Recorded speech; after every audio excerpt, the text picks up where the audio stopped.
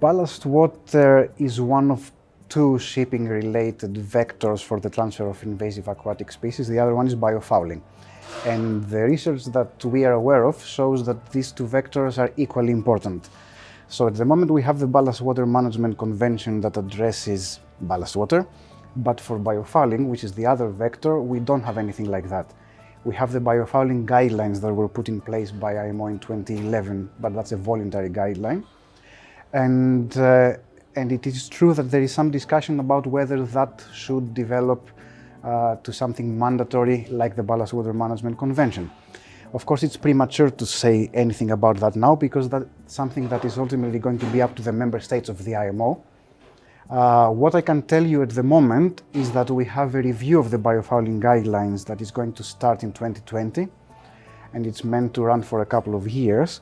So that review will provide the opportunity for member states to see whether the biofouling guidelines in the current form is a sufficient instrument or not, and if not, if these guidelines can be improved in some way or to be enhanced, and potentially this might even lead to a discussion about some mandatory instrument in the future. That's something that is not explicitly part of the scope of the review that is starting in 2020. The official definition of the review is just to check whether the biofouling guidelines is sufficient or not and whether it can be improved. But of course, it can be expected that potentially that might lead to discussions about some mandatory instrument on biofouling in the future. Having said that, one other thing to keep in mind is that these processes are rather lengthy. So if this review is done in 2020, 2021, and if it is identified that something more needs to be done towards something mandatory, then that would initiate a process towards developing a convention and something like that. That would be a very lengthy process, as you've seen with the Ballast Water Management Convention, how many years it took for it to be put in place. So something similar might be expected for biofouling. So it is a bit too early to know at the moment if it's going to go that way, but it is a possibility, and that's something that we'll have to wait and see.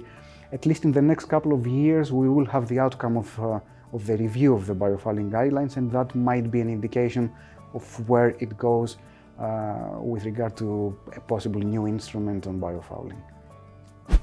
Yes, that may be part of the review. I mean, one of the things that may be looked at is if having the guideline as it stands at the moment as a voluntary instrument, if that is found that it doesn't get member states, stakeholders to do something, and that something more than this guideline might be required in order to trigger, let's say, more action, that yes, that could be one of the aspects that are going to form a part of the review.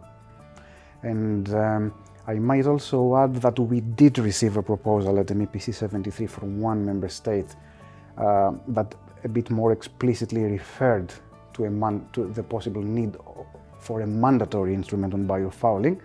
But of course, with the review having been agreed to take place from 2020, this proposal was referred to the review to be considered as part of the review, together with the overall consideration of all the other aspects.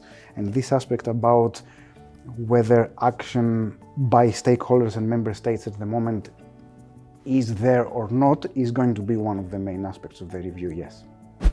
Yes, so the main aspects that are going to be looked at have to do with, let's call it, the efficacy or the sufficiency, if that's a word, of the biofouling guidelines. So the biofouling guidelines address various topics that range from in-water cleaning and inspection and maintenance, to the handling of waste, to the effective application of anti-fouling coatings, even the design of the ships themselves when it comes to new buildings, the niche areas on the hull that are more susceptible to biofouling.